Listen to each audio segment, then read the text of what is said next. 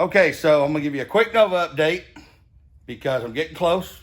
We are leaving Monday to go on our honeymoon down Route 66. Regardless, if I have to drive my 67 Camaro, if I have to drive my silver truck, the Pro Charge truck, because I'm ready to go. Stacy's ready to go. I think she's losing that freshly newlywed married and in love with him again, and it's starting to feel like the old marriage. So if I don't get her down Route 66 or out on this honeymoon, I may not have nobody to hold the camera while I talk. Okay, so let me borrow your camera. Show everybody what we've been doing real quick, and then I'm gonna show you guys how to build hoses, or how I build hoses. So I never put the sway bar on this front end, which is Church Boys Racing builds, but I put the sway bar on it. I didn't want the sway bar because I thought it was going to limit the travel on the front end. It does not, which is super cool because of the Hymens. The way it works, when it lifts up, it actually rolls with it, so you get all the steering stability, even though you don't get much with a little bitty skinny tire, but you get steering stability and it doesn't limit the travel. So the exhaust on this car came to right here, which is, there's where the car's at. Had a muffler and a turn down. They ended right here. So Jeff Lutz built this exhaust and that down tube, or the discharge tube, in like 15 minutes. 15 minutes, guys, that's no shit. Extended the header, did all that stuff.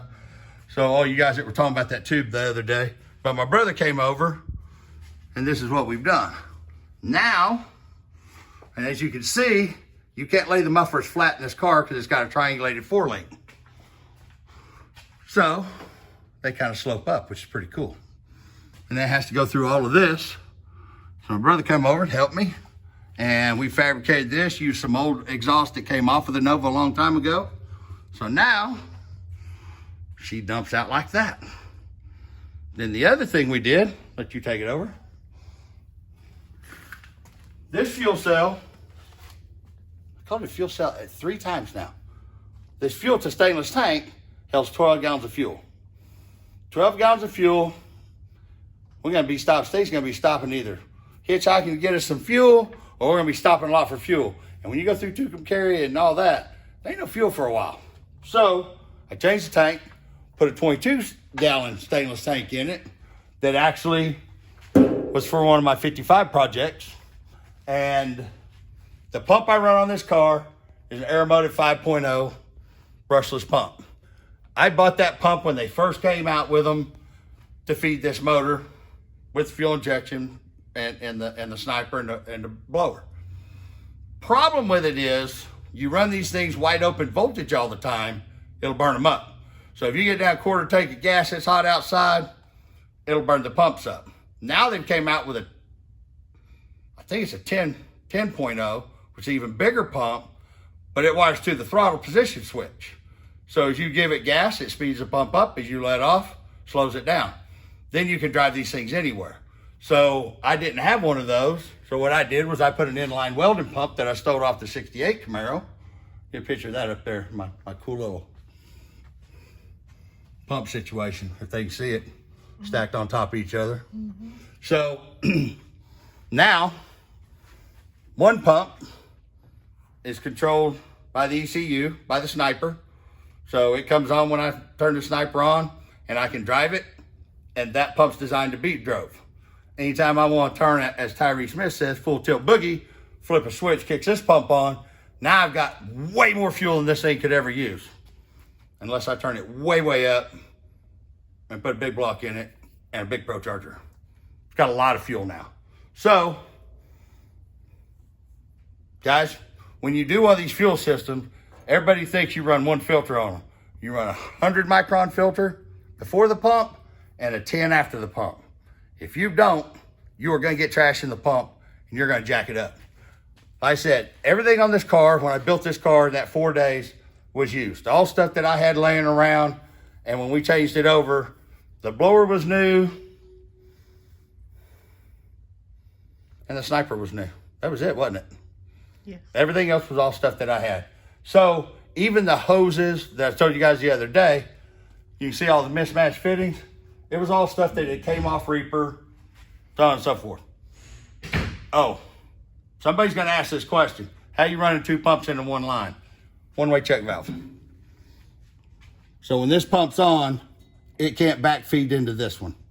So it's got a one-way check valve, 2 tins, goes into another tin, goes into an 8 up to the front of the car.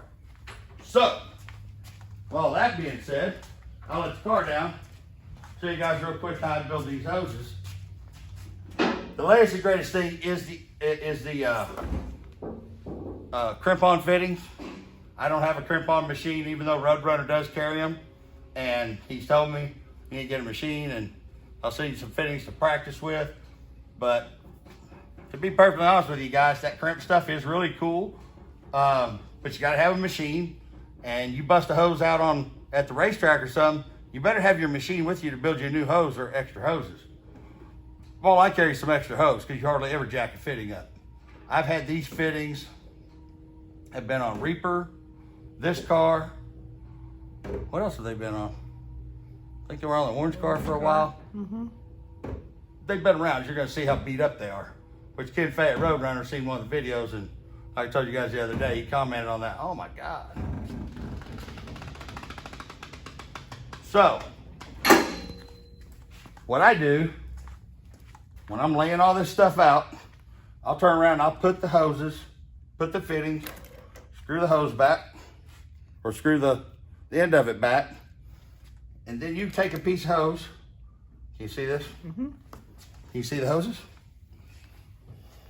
Goes back there. So this is the feed line. Got this fitting on, this fitting's on. Then you take a piece of hose,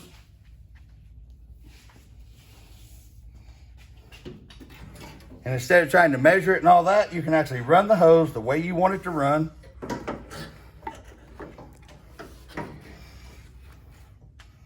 See, I don't like the way that looks. Maybe I'll run it over the top. No, that looks even worse. You know what? I don't think I like that fitting. I take this fitting off because you haven't cut the hoses up. You haven't made the hoses. A lot of people turn around and measure it and they build the hose and then find out that 45 kind of kicks it off the wrong way. So let me try this. I'll try a 90 on it. See? 90's not going to work. So my best option is that little 45.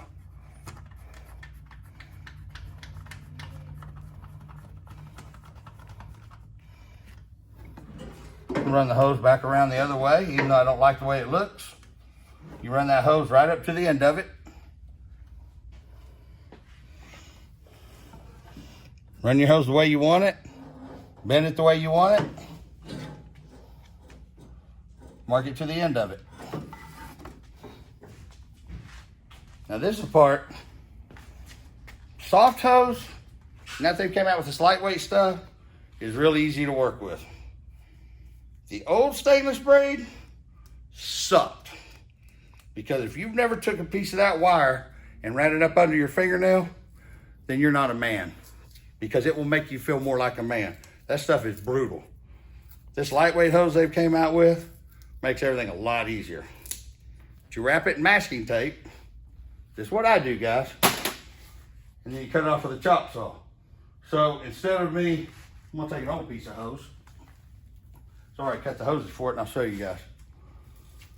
If you don't wrap it with masking tape, the wires inside of here are fray. And that's a sumbitch to get a fitting on. So if you do this, then I'm gonna build a hose and show you something that I found that makes this a lot easier than, I've got one of the little tools that push it all together. I don't do it. So there you go. There's your tape around it. Chop saw. Now, everybody likes to zoom. When you do, it'll leave a tail on it. If you just turn around and bring it down right, that's the only tail you get. If you do it real fast, it'll push the hose down and you get a whip-de-doo in it. So, nice and easy cut hose. Now, the best stuff that I've found, which is awesome, get my fittings. 45 and a 90. I've done this with WD-40, everything under the sun, and it seems like everything is kind of a fight to push these hoses together. But this MPL, and yes, it is another Maxima product that I use, but I use all their stuff, guys, honestly, because it's the baddest shit out there. Take your tape off of it. Poke yourself with the wire once or twice. Like I say, you gotta shove this wire up underneath your fingernail once or twice. Make you feel more like a man. See how scared I am of doing it. So, what I do, spray the hose, spray the fitting, get it started. Come around here.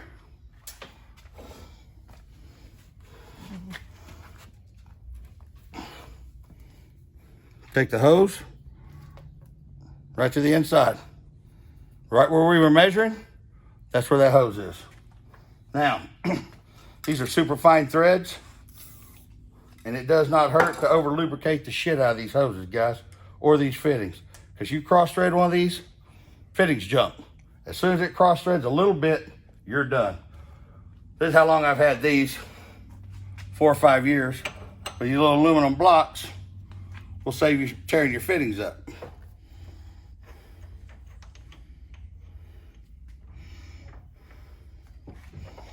Now, you have 6s, 8s, and you got AN wrenches to fit all that. But some of these are goofy different sizes. The nuts, the jam nuts, stuff like that. Kim Fay came up with this deal, which is pretty fucking cool. Because it is what you call a Roadrunner adjustable fit everything wrench. Like the way I renamed his wrench from an AN Crescent.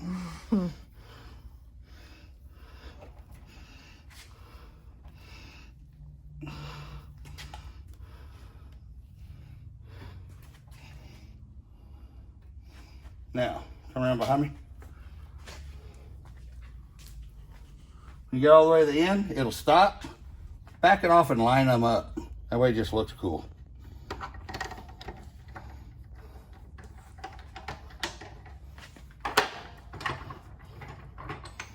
One down, one to go. I'm gonna show you the other important part that everybody forgets to do. And then they wonder why. And I want to do a deal on billet atomizer injectors here pretty quick. You guys will definitely want to see. Same deal.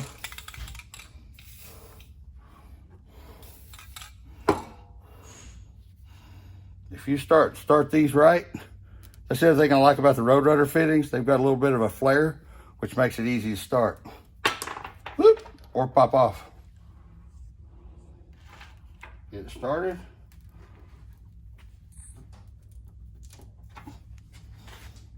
Bam.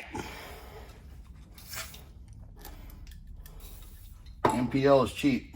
Fittings are not.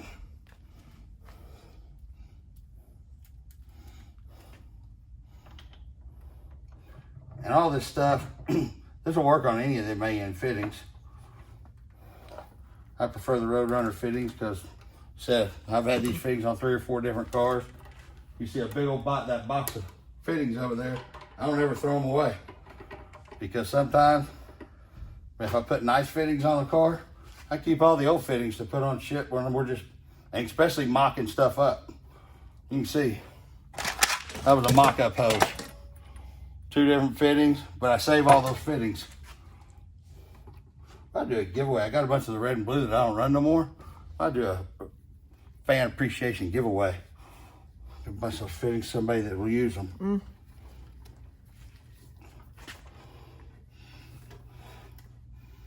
Tight, back it off to where it's squared up and looks cool. This is the part what everybody likes to do is take an air hose and blow these out. That's not a very smart fucking thing. We just cut hose. You know it's got rubber, everything else inside of it, and you got MPL in there, so that stuff may be sticking. What I do, take me some contact cleaner.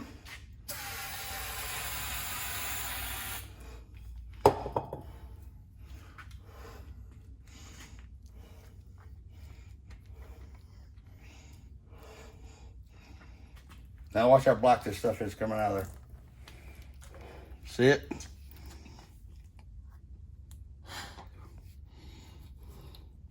So you wash it out. That's all you gotta do is just sit there and wash it. Let it wash out. Then blow it out.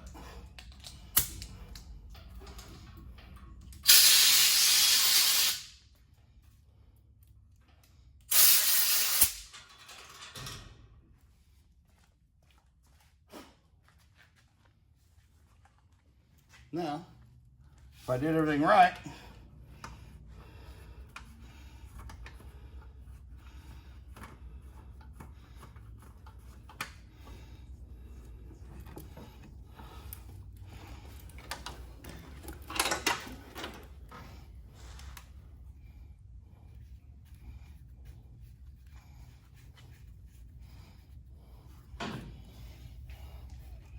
and that, how you build any hoses.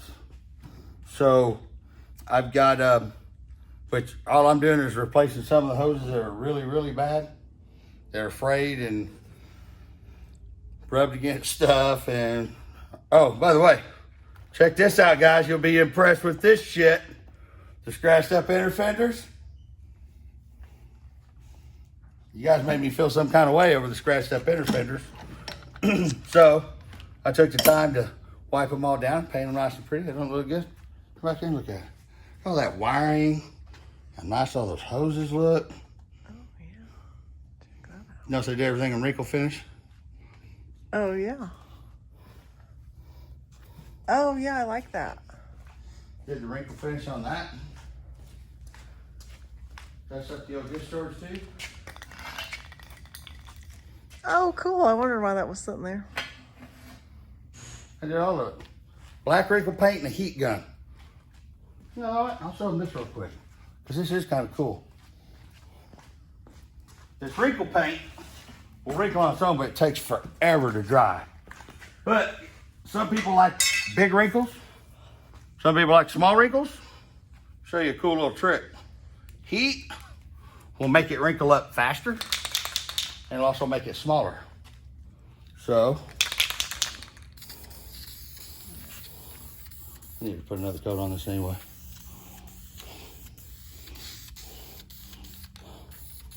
This wrinkle finish paint is super durable. Well, you guys seen that pipe, how long it's been on there and how many times. Compare the inner fenders to the discharge pipe, because they both suffer about the same amount of damage. I like what Chuck Church said the other day. He goes, that's of course just been through a lot of R&D. That's what people don't understand. Easy, don't hit me with the wrinkle paint. You sure? I'm positive.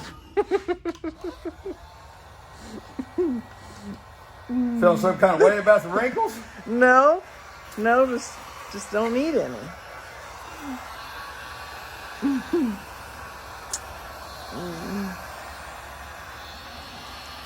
If you heat it to dry, this stuff, it takes like 24 hours for it to dry. But if you heat it with a heat gun, you can bake it in an oven too. But if you want little small crinkles, put more heat to it. If you want bigger crinkles, crinkles, put less. So you're showing up how it wrinkles? What's that?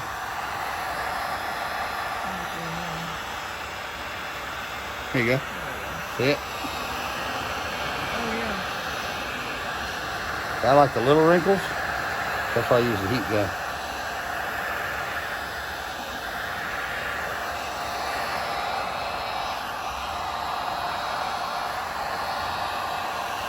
And yes, it will wrinkle on its own, but it takes forever. And there'll be great big wrinkles where I like the little tight ones. That's kind of cool washing a wrinkle, isn't it? It is. Mm.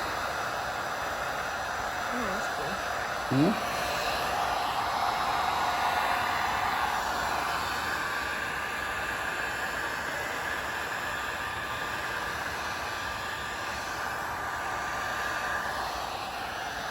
And basically, you're baking this shit on there. So, it takes a lot to knock it back off. It'll take some abuse.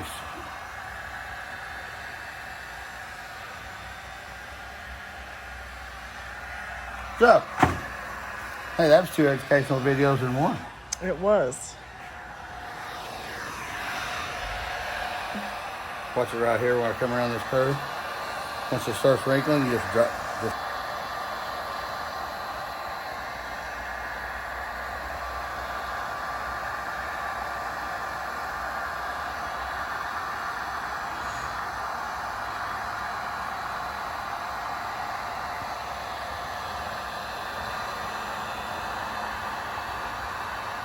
You know, women pay a lot of money for this not to happen. Here we go. Wrinkle, wrinkle, wrinkle, wrinkle. Oop, well, took some of the heat.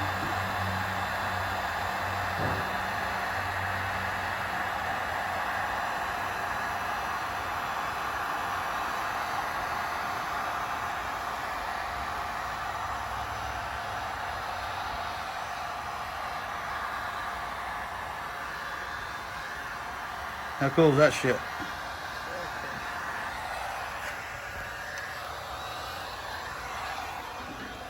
Not that cool, huh? So, oh, stereo's in the car. You know what? We'll do that on another video. Because I'm getting real close to firing this thing up, seeing if all my wiring works, seeing what the fucking mufflers, the exhaust pipes, and all that shit sounds like. We're shooting for Monday. If I can get Stacy to help me out a little more, I could probably be done by like Saturday. Right? Right. All right, guys, I gotta get back to work. Haven't done a video all week because I've been thrashing on this car trying to get it done. But here pretty quick, the next video I hope that you see on it, we'll do the walkthrough video of everything that I've done over the last 3-4 weeks. You guys watching and putting the trailer hitch on it, hooking on the trailer and going making a test drive down Sooner Racetrack. I wonder if I could, hey, you know what make a cool video? What's that? Smoking the tires on the car. Pulling the trailer. Oh, yeah. You know that shit's going down now. I do know that. All right, guys, I gotta get back to work. Thanks. Share it, like it. Go to YouTube. Fix to do a giveaway on YouTube. Something really cool. Gonna be, oh, I'm tell everybody. And it's gonna be on, I'm gonna give away on YouTube. I'm still gonna give some stuff away on Facebook like we always do every once in a while.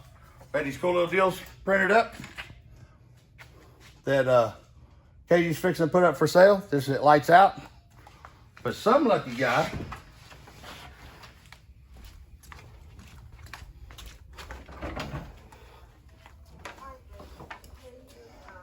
where is it? Lights out 8, 980, 60 foot, 262 to the 330, 410 to 174 miles an hour. And that's when it lost that piston. So I'm gonna sign this and give you that as the piston. And I got the ET slip. If you'll remind me, I'll try to dig up the ET slip. And I'm gonna give this away on to one of the people on that's coming over and checking out the YouTube channel. And these are fixing to be for sale. We're out.